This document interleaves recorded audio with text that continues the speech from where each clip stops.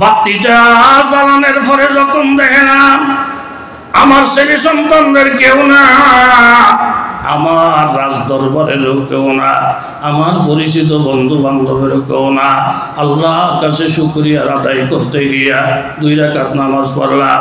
আর খানা চাইছে এই জন্য রে বাবা, ওই মসজিদ থেকে যেদিন তোমার কান্নার আওয়াজ শুনছি, আমার একজন প্রজার উপরে নির্যাতন চলছে, মনে মনে আল্লাহর কাছে হাত উঠেছি, আল্লাহ একজন মানুষের বিবির সাথে অত্যাচার হয়, অথচ আমি নিরাপদের সাথে ঘুমাই, আমি আল্লাহর সাথে ওয়াদা করছি, আল্লাহ এই লোকটার বিচার সম্পূর্ণ না করতে পারলে, এই লোকটার ঘরের মধ্যে শান্তি ফিরাইতে না পারলে, সবক তুকিনের ফলা আমি সুলতান মাহমুদ, আমি ওয়াদা করলাম ওই লোকটার সুখ ফিরাইয়া না আনা পর্যন্ত আমার মুখের মধ্যে আমি কোনো দানা পানি ঢুকাইব না। বাবা আজকে 3 দিন চলছে, আমার মুখের মধ্যে কোনো দানা পানি নাই। এই জন্য বলছি কি আছে খাবার দা, বলে বাসি রুটি আছে, শুকনা তরকারি আছে। বাসি রুটি দিলেন, শুকনা তরকারি দিলেন, খাই আল্লাহর কাছে শুকর আদায় করলেন। আমি আল্লাহর কসম খাইয়া বলতে পারি, বাসি রুটির মধ্যে আল্লাহ যে স্বাদ রাখছে, শুকনা রুটির মধ্যে আল্লাহ যে স্বাদ রাখছে, দুনিয়ার সব নেয়ামতের থেকে ভালো নেয়ামত দুনিয়ার মানুষকে জানাইয়া দাও। আল্লাহর হুকুম পালন কইরা কেউ যদি শুকনা রুটি আর বাসি রুটিও খায়, এর মধ্যে পোলাও কোরমার মজা পাবে, জোরে বলেন ঠিক কিনা? বান্দি বিছনা ঝাড়তে গিয়া কি করছে? কথা কন্যা কা ঘুমাইবে দি শোয়ার লগে লগে ঘুমাইসা করছে। এটা আমল ভালো তো। বাচ্চায় দেহে বাচ্চার বিছনাত ঘুমায় কেডা? বাচ্চার বিছনায় ঘুমায় কি? বাচ্চা তো মাথার নষ্ট হয়ে গেছে, মা গো তার চাকরানি আমার বিছনায় ঘুমায়। এরকম কত কামলার কাম ছুটে গেছে, ইল্লিগা বাড়িওয়ালার গ্লাস দিয়ে পানি গেছে, কথারে দৌড়া তার এত বড় কলিজা, আমার গ্লাস দিয়ে সে পানি গেছে, আমার সোফার মধ্যে সে বসছে, আমার খাটের মধ্যে সে ফিট লাগাইছে। হ্যাঁ রে, মানুষও মনে করে না এরকম কিছু বড় লোক আমাদের দেশে আসে না, নাই মিয়া? আপনি বই দিতেছেন ঘুম আসে না, ঘুমের কাম করলেন না, মেয়ে ঘুম আসবে। দেখি বাস্তার মাথা নষ্ট, জল্লাদের ডাকাইছে, জল্লাদ আসো, এই অপরাধে তার 100টা বাড়ি দাও বেদ দিয়া, সামরানি যেন উঠা যায় এক একটা বাড়ির লোক। বেরিয়ে এই বান্দিরে যখন বাড়ি দেয়, বান্দি হাসি দেয়, আবার ফিটা দেয়, আবার বান্দি হাসি দেয়, আবার আঘাত করে, বান্দি হাসে। ও বাসায় এত দমে না, আঘাত করলে হাসে, ফুর্তি করে।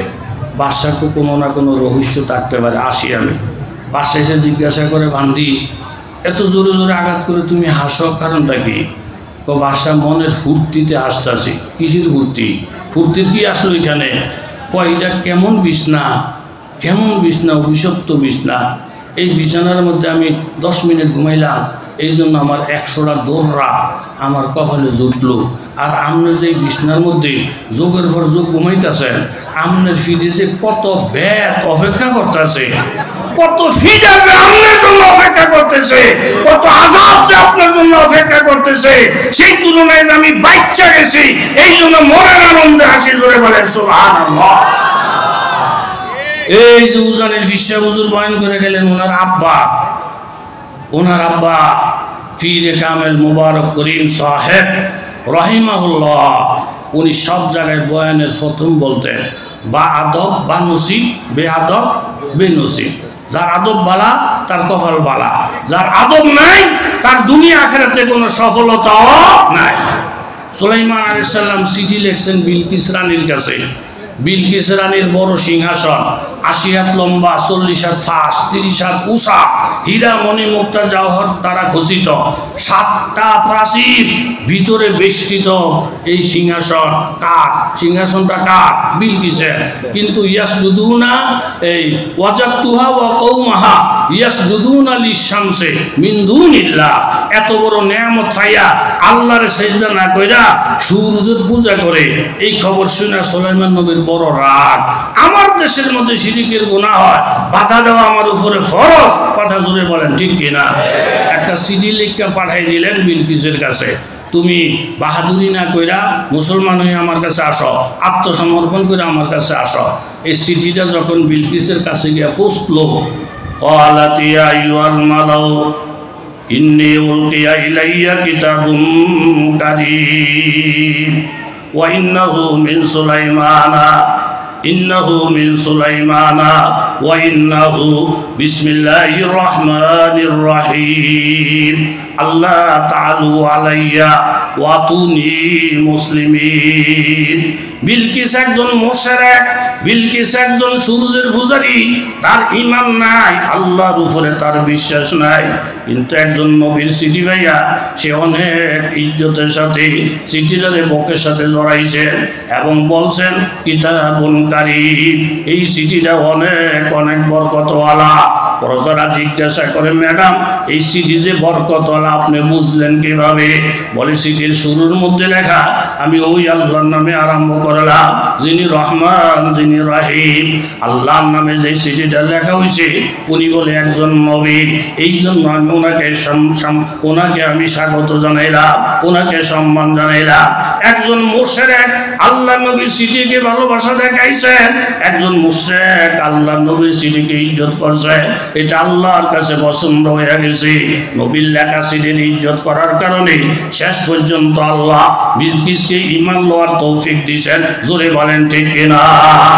দেখা গেছে নিজে আলেম না, আলেমকে মহাব্বত করেন, আল্লাহওয়ালাদেরকে মহাব্বত করেন, তালিবুল ইলমদেরকে মহাব্বত করেন। ঘুরতে ঘুরতে দেখা যায় সে হয় আলেমের বাবা হয়, না হয় আলেমের নানা হয়, আর না হয় আলেমের মেসাল হয়, আলেমের সাথে তার হাসর নসর হয়। জোরে বলেন ঠিক কিনা? লেখছেন আল্লাহ তাআলা আলাইয়া তুমি মুসলমান হয়ে আয়ো। বিলকিস কয়েছে চিঠিটা বড় বরকতওয়ালা, কিন্তু এমপি মন্ত্রী প্রত্যেক দেশের মধ্যে রাষ্ট্রের মধ্যে কিছু নাস্তিক মুরতাদ অতিরঞ্জিতওয়ালা কথা কম থাকেনি, কথা বলেন থাকেনি। এরা বলেন ম্যাডাম আপনি এই সমস্ত হুজুর টুজুর নিয়ে মাথা কামায়েন না, নাহানু উলু কুওয়াতিন উলু বাসিন শাদীদ, আমাদের অস্ত্রের অভাব নাই, জনগণের অভাব নাই, আমাদের সমর্থকেরও অভাব নাই, এই সমস্ত মুন্সি টুন্সি লইয়া আপনি মাথা কামাইয়েন না। বিলকিস বলতেছেন মুন্সি লইয়া মাথা কামাবো না, কথা সত্য, তবে উনি যদি খালেস আল্লাহওয়ালা হয়, খালেস আলেম হয়, খালেস তালিবুল ইলম হয়, আল্লাহর সাথে যোগাযোগ ভালো এমন লোক যদি হয়, আমি বিলকিসের ধারণা আমরা কোটি কোটি মানুষও যদি ওনার মোকাবেলা করি, ওনার সামনে একটা মুহূর্ত টিকে থাকা সম্ভব হবে না। জোরে বলেন ঠিক কিনা? চোখের মধ্যে আঙ্গুল দিয়ে আল্লাহ তাআলা দেখাই দিলেন এই হামাস যোদ্ধারা সামান্য কিছু অস্ত্র শস্ত্র নিয়ে মাত্র 20-30 হাজার, আর ওইদিকে 6 লক্ষ, এক একটা অস্ত্র পৃথিবীর সেরা, এক একটা ট্যাঙ্ক, এরকম মার্কারি ট্যাঙ্ক নাম শুনলে মানুষ এরকম ভাবে আধা পাগল হয়ে যায়। মাত্র 20-30 হাজার বীর মুজাহিদ, নবীর প্রেমিক, আল্লাহর প্রেমিকের হুঙ্কারে 6 লক্ষ তাদের ট্যাঙ্ক ইত্যাদি ধরাশায়ী হইয়া এখন ফলানের রাস্তা খুঁজতেছে। কথা জোরে বলেন ঠিক কিনা? বিলকিস কথা টের হয়েছে, হুজুর হুজুর বেশ কম আছে, আমি আগে ওনার একটু পরীক্ষা করে লই, ওনার সম্পর্ক যদি আল্লাহর সাথে গভীর থাকে, এই লোকের সাথে মোকাবেলা করা আমার মতন হাজারো বিলকিসের দ্বারা। জোরে বলেন কিনা? কথা বলেন কিনা? ইন্নী মুরসালাতুন ইলাইহিম বিহাদিয়াতিন ফানাযিরাতুন বিমা ইয়ারজিউল মুরসালুন। কিছু কিছু মানুষে মনে করে বাবা এই দেশের মধ্যে যখন আলেম ওলামার প্রসঙ্গ আসে, বালা করে যদি হুজুর করে হাতিয়া দেশ, বালা করে যদি 2000 টাকা ধরাইয়া দেশ, বালা করে যদি 5000 টাকার প্যাকেট ধরাইয়া দেশ, দেখবি মুন্সির মুন্সিগিরি থাকতো না, আমরা যা বলবো তাই হবে। এমন একটা প্ল্যান নিয়ে কত বড় বড় এরকম ভাবে মুরব্বীরা আলেম করে কেনার জন্য বস্তায় বস্তায় টাকা দিছে। হুজুর আলেমের জমাতে না থেকে আমগো জমাতের সাথে মিল্লা যা, দেখা গেছে হাজার হাজার টাকার পরেও কোনো একটা আলেম তার নীতি বদলাইয়া টাকার কাছে মাথা নত কইরা ইমান ইসলামকে বিক্রি করে না। জোরে বলেন ঠিক কিনা? বিলকিস থামো, আমি আগে ওনারে পরীক্ষা করবো। ইন্নী মুরসালাতুন ইলাইহিম বিহাদিয়াতিন, টাকা পয়সা দেবো। যদি টাকা ভাইয়া হক কথা বলা ভুলিয়া যায়, তাহলে উনি দুনিয়াদার বাদশা, দুনিয়াদার হুজুর, দুনিয়াদার বিশ্বাস। এ দুনিয়াদার নবী ওনারে কোণঠাসা করা 1-2 এর ব্যাপার, কথা জোরে বলেন ঠিক নেই। তখন বিলকিস আধা মন স্বর্ণ, কথা কন কয় মন, 100 গোলাম 100 বান্দি, 3টা প্রশ্ন, হাজার হাজার সৈন্য রেডি করছে, সুলাইমান নবীর কাছে পাঠাইব। এর মধ্যে এমপি টেম্পিরা এই কানাঘুষা করে কয় যে হুজুর মানুষ আধা মন স্বর্ণ পাইলে দেখবেন ম্যাডাম, এরপরে আপনার কাছে ফোন করবো, বিলকিস আফা, বিলকিস আফা টেয়া পাইছে আফা, এই আপনি যারে খুশি তারে পূজা করেন, আপনি বাবা আপনি থায়, আপনার লাড়া ছাড়া দরকার নেই, টেয়ার লোকের সব পাগল, আধা মন স্বর্ণ ভাব করছেন ম্যাডাম, দেখবেন বাপ দাদার নাম ভুলে যাইব। সুলাইমান